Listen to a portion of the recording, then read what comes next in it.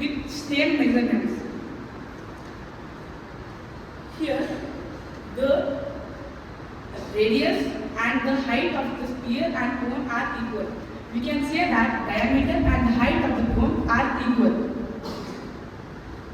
Are you thinking that is it possible the volume of two cones is equal to one volume of hemisphere? By this we can also understand that volume of one cone is equal to one hemisphere. Now to perform this activity, I am going to use colored lines to measure the volume.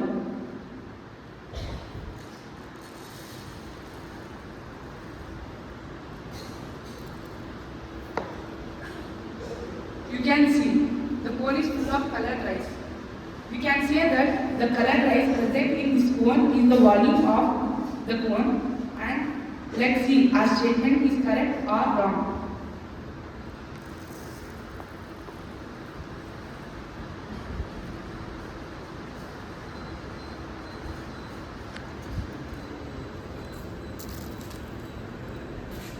Yes, it's correct. You can see the colored lines present in the cone is fitted into the sphere exactly. Then it's proved that the volume of one cone equals to one hemisphere. And now, moving further, I am taking the second cone and performing the same activity again.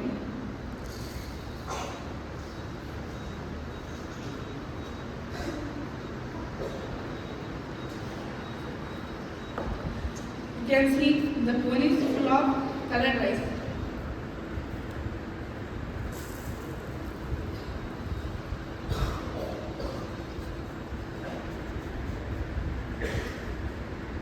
Again, it is full of colored lines. Means we can say that volume of two cones is equal to one sphere. Anyone know what is the volume of sphere? Yes, 4 by 3 pi r cube. It is not necessary that every time we have to perform this activity to prove this statement. We can also prove this statement in a piece of paper in the following way. We know that volume of two cones equals to volume of sphere after this activity. Volume of cone is 1 by 3 pi r square h, and we have taken two cones, so 2 into 1 by 3 pi r square equals to 4 by 3 pi r cube.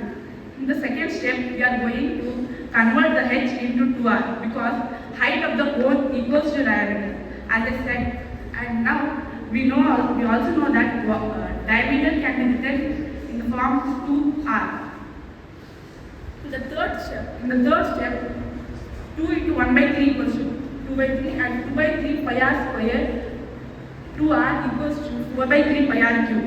In the fourth step, r square into r is r cube, and as 2 and 2 by 3 are like terms, we are going to multiply them, and we get 4 by 3 pi r square equals to volume of sphere.